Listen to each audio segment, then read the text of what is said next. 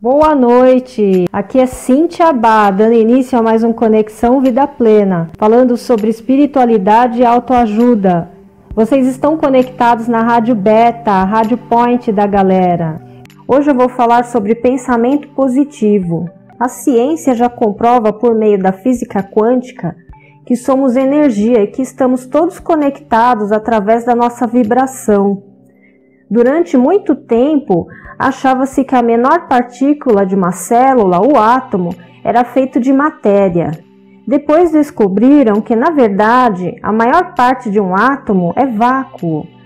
Usando microscópios eletrônicos muito potentes, verificou-se que o núcleo de um átomo é apenas uma energia condensada, não é matéria. Então, os experimentos de Gregg Braden demonstram que nossos sentimentos alteram nosso DNA. Para quem nunca ouviu falar de Gregg Braden, ele é desenhista do Sistema de Computação Aeroespacial e geólogo-chefe da Phillips Petroleum. Gregg também é um cientista conhecido hoje por unir o mundo da ciência e o mundo espiritual. Ele é reconhecido internacionalmente como um pioneiro na ciência que liga a sabedoria antiga e o mundo real.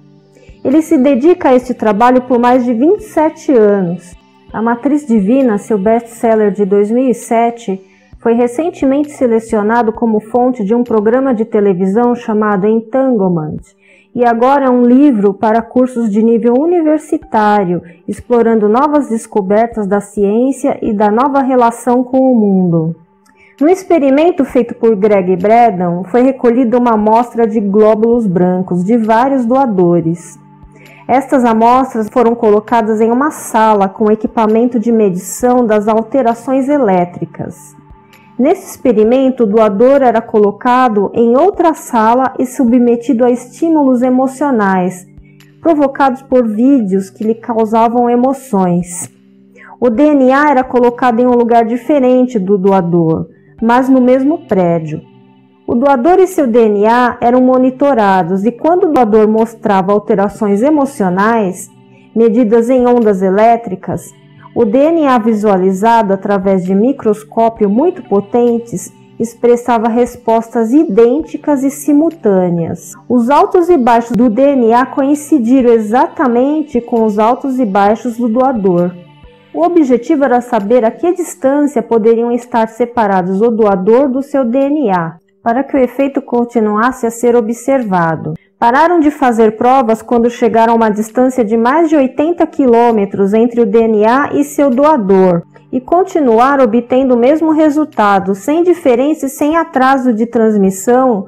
O DNA e o doador tiveram as mesmas respostas ao mesmo tempo. Mas o que isso significa? Gregg Braden diz que isso significa que as células vivas se reconhecem através de uma forma de energia não reconhecida com antecipação. Essa energia não é afetada nem pela distância nem pelo tempo.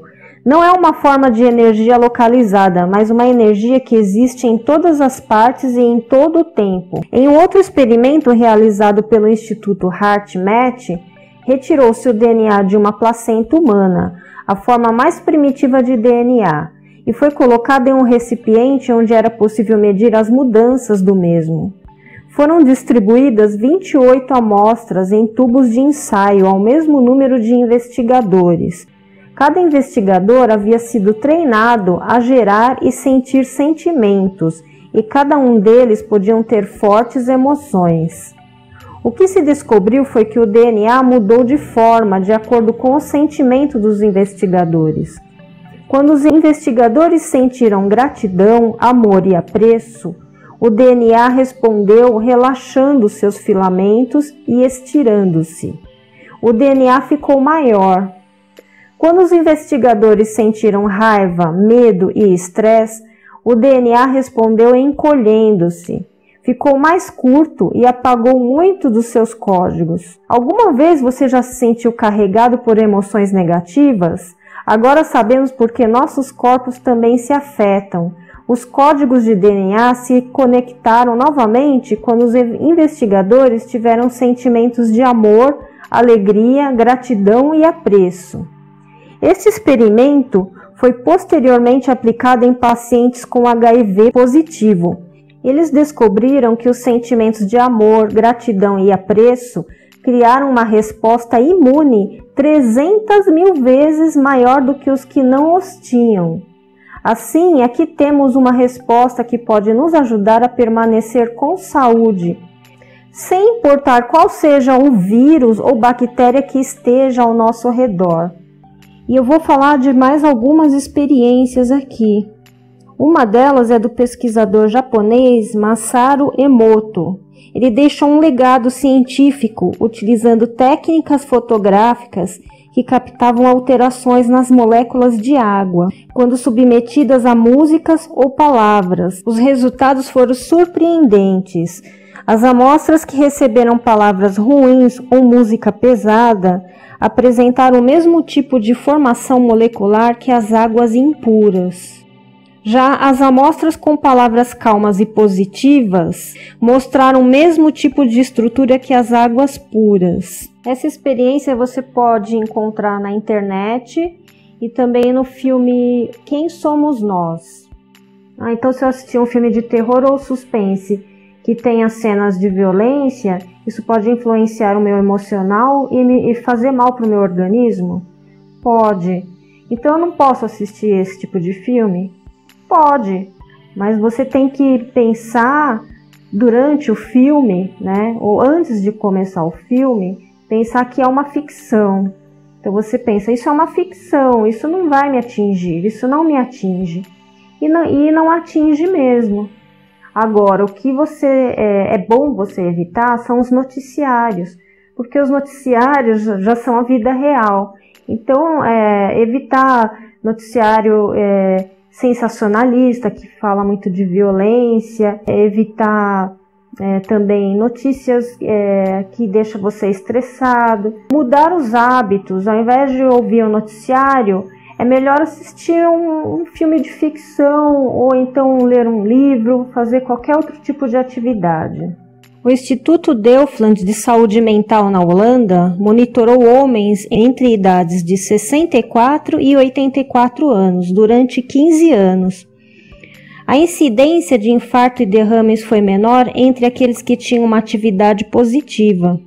Os otimistas apresentam 55% menos risco de ter doenças cardíacas.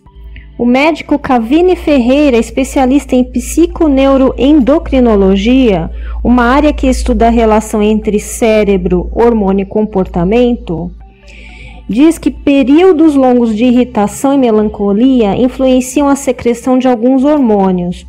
No estresse crônico predomina a ativação do córtex das glândulas suprarrenais, com a produção de cortisona, que é um hormônio que diminui a ação do sistema imunológico.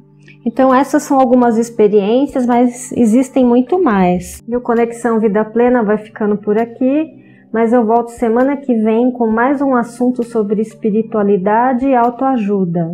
Um grande abraço, até mais!